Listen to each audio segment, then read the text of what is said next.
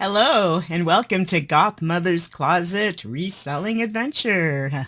I am the Goth Mother. Thank you for coming by and checking things out. I'm just here to give you my experiences of uh, doing work on Poshmark and eBay since a lot of other YouTubers do too. And I learn a lot from the other YouTubers. And so as I learn things, I want to try and share the knowledge, as it were. So last time we spoke, which was about a week ago, I am now starting to upload things onto eBay. And actually, now that I'm getting the hang of it, just like everyone else has said on YouTube, it's not so bad. It's not too bad. I'm still super slow at listing. It can take me like all day to list like 6 items, whether it's eBay or Poshmark. I don't know why I'm so slow. So now I'm playing with different ideas. So I was doing things from my phone because you can add the pictures, as you make the listing, whereas when you're on the computer, at least for me, it's more cumbersome because my photos are on my phone and then I have the upload to Google Photos automatically. Then I have to download them all. And yeah, it's just like a real pain in the butt, right? So I'm still trying to figure out what to do. So this morning on Poshmark, I tried to do it on my computer for the first time in forever. So I think the strategy for now is if you put one photo up, because you can't make a draft without a photo. So I'll put one photo up from the computer, write all the stuff, and then save it, and then I'll go to my phone and add more pictures from my phone. I think that might be a way to do it. I don't even know. And then on eBay, I was watching someone last night. They were doing the tech sport challenge or whatever, and she's trying to list 120 things and sell 120 things and buy 120 things. Um, that was nuts. Uh, but again, all these people have help. She's not doing it by herself. Her husband's right there. I'm a one-man show, a one-woman show. I can do 6 all day. Um, I don't understand how people do them so fast. I don't. So on eBay this morning, I was trying to do a little bit of more exploration with tools and things. So I've created 3 templates. I created a template for paperback books, one for magazines, and one for hardcover books, because I'm going to be focusing a lot on books on eBay because I've got lots and lots. And I did already donate thousands to a Goodwill long ago.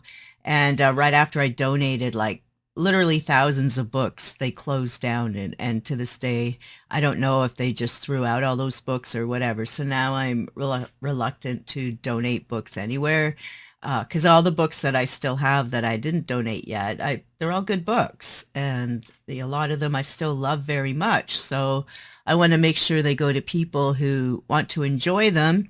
So therefore, I'm putting them on eBay because I can go around the world. At least that's why I'm on there and hoping that's the case. I do have some books on Poshmark. I've sold 2 books in a year on Poshmark, and we know that's not great. Even though like the shipping is amazing, if you actually want to buy books, like Poshmark's the place to go because you can ship up to like 10 pounds or something for one price. So it's actually a really good deal to buy books on Poshmark. And I've actually bought books on Poshmark myself, because it is a good deal with the shipping because they have a slightly lower shipping rate. Though people complain about the shipping, it's like $12.99 or something flat rate. But if you combine things in a bundle or you have books or whatever, larger items, heavier items, it actually is a savings than doing it actually the actual cost. Because now on eBay, I'm doing the measurements and the weighing, and that really slows me down. Like super slows me down. All of us, we all have the same complaint. That's why most of us are reluctant to go to eBay because we don't want to deal with the shipping things. Yeah, and even just like the cheaper shipping of Canada Post, it's more expensive than any Poshmark. So it is a good deal on Poshmark if you're complaining about shipping prices. Poshmark actually is a good deal with their flat rate all across Canada shipping. You don't get that on eBay.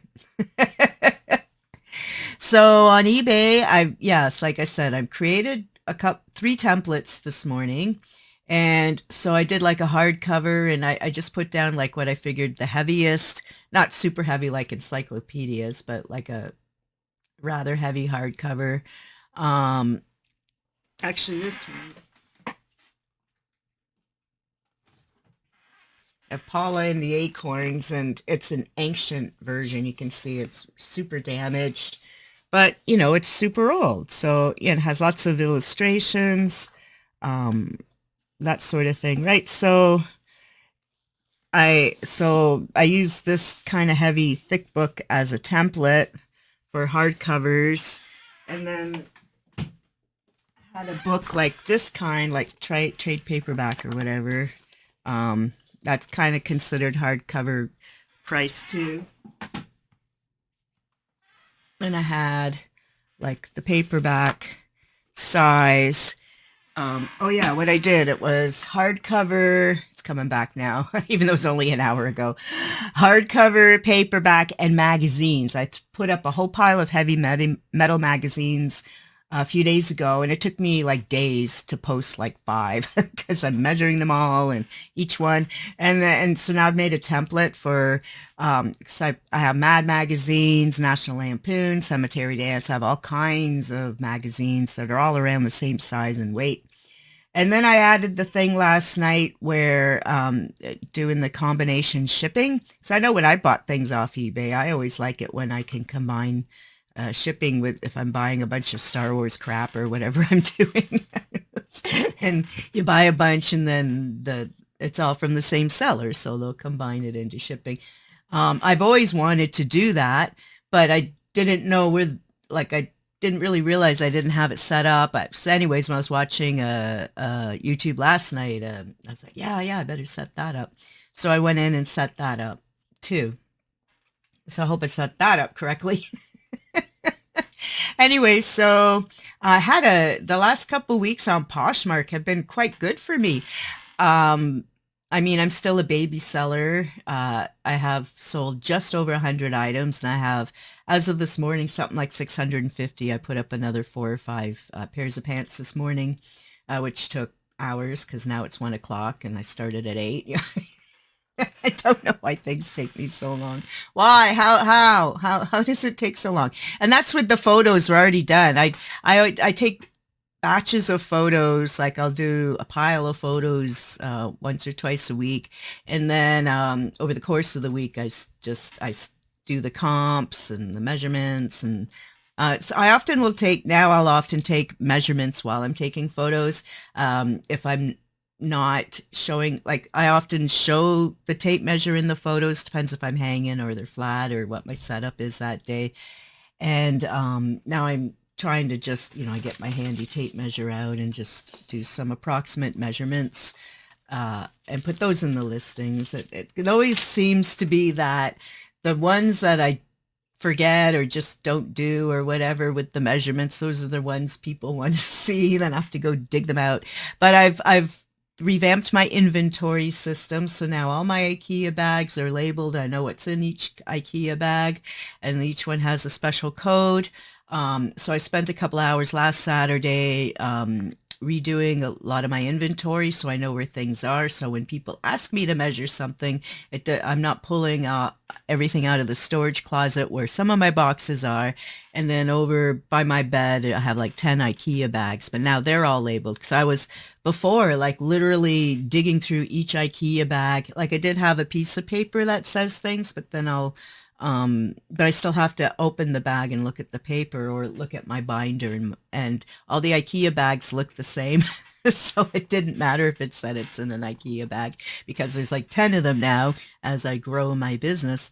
But now it's all good. Everything's in the IKEA bags. That was my project last week. Everything in IKEA bags is now cross inventoried with my Poshmark SKU.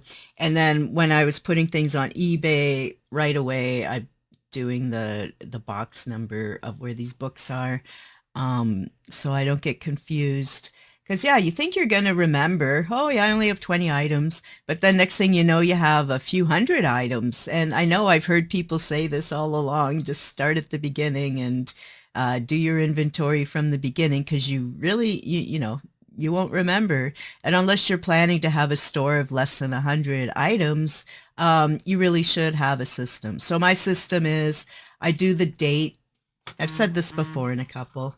I do the date like 03/16/2024 would be one big number. And then if it's in an IKEA bag, I'll put IK. And then I'll put, all my IKEA bags have three letters like BBB or CCC or DDD. So I don't get them confused with my boxes that I started doing double letters on for whatever reason, because I forget where I'm at because everything's everywhere.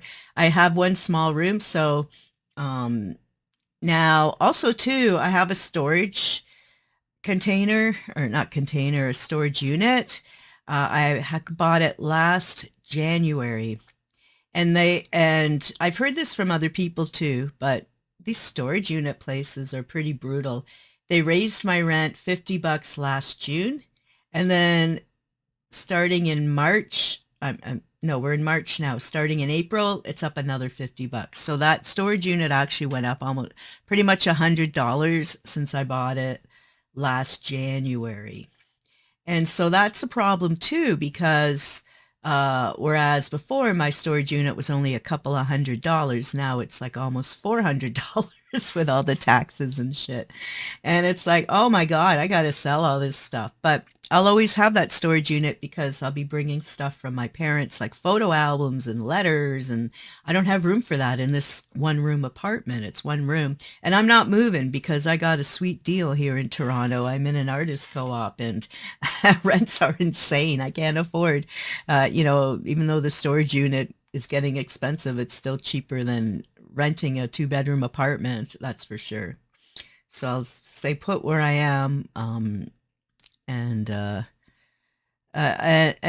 thing is, I've dealt with other storage units in the past over the last, I'm old, 20, 30 years. I'll get storage units now and again, no matter what my situation is. And they do, it's the same. Like they lure you in with deals and discounts, and then they wham you once you hauled all your shit in there. They crank up the prices willy-nilly, and apparently they can do whatever they want. So you can get huffy and just leave, or you can keep going. I had a storage unit about 10 years ago, and it was huge, and it was an amazing deal. Like it was like the size of a two-car garage or something, because I had just moved from a house to an apartment. So I was trying to figure out where to put things or what to keep and not. And at first, that storage unit was about $225, and I had it for 2 years. By the time I left, it was almost 500. So yeah, and that was a completely different company in a completely different part of town. So they all do it. And I was reading on Facebook the other day, someone's in the middle of moving from one state to another. They threw a bunch of crap in storage, and yeah, they got cranked up $50 after they were there a month. So all the units do it because they know once we haul all that shit in, we're not going to haul it all out again. It takes forever. So yeah. So buy stuff so I can get a smaller storage unit just for letters and photos. But yeah, storage units are a thing. And as a reseller, or, as a writer, as a business owner, I've been working as a writer my whole life. And so when I do have storage units and my writing work is in there and filing cabinets and so on, and now with the reselling business, you can write off the storage unit on your taxes, on your income tax. It is an expense, and it's an expense you can use as part of your office or, rental, whatever, depending how you're filling out the form and where you live and all that. So whenever I have a storage unit, I definitely put it on my taxes as a rental, and it helps or doesn't, I don't know. But you definitely can do that. Anyways, yeah, so that's my update. So I'm cracking on the eBay store. posting little bits on TikTok and Instagram, little tiny bits, um, and just trying to work it. So today I'm going to go out and go over to my storage unit, see what's going on over there. Like I said, I spent like 6 hours listing 4 things, and now I'm ready to go outside. Have a fantastic day, everyone, and let me know how your reselling adventures are going. Don't forget to like, share, and subscribe if you want to hear more as I get more and more successful. Yeah, I think I was starting to say that last week. The last couple weeks, I've actually sold something on Poshmark every day. Today, not so much. Last night, I had a couple people make bundles. I gave them really good offers on them. Like one was a bundle for $94, and I sent an offer for $69. Thought it was kind of funny and cute that I would do that. I was going to make it 70. Then I thought, I'll make it 69. So like, what's that? $25 off or something? And they declined the offer and didn't a counter offer. So I don't know what the hell they want. Yeah, I don't know what. Then someone else, they put a one thing. I hate the one thing in a bundle thing, and I usually ignore them. But this one was for a doll I've had for like a year now, and it's $15 doll. So I gave an offer of $10, and they don't want it. It's okay. Whatever. I don't know what you want or expect. I would like to make more than $2. Oh, I guess I should, even though this video is getting long, I did have a situation where somebody opened a case against me because I had some baby shoes, and I never knew what size the baby shoes were because the tags were all worn, the feet were white, like there was no way to tell, and I kept looking and Googling and all that, and so I measured them, and I took pictures of them with the tape measure on the bottom of the soles and the width and the tops, and tons of tape measure pictures. And I said I think they were a 5'6", but I wasn't sure. So then next thing I know, about 3 days ago, someone's opened it.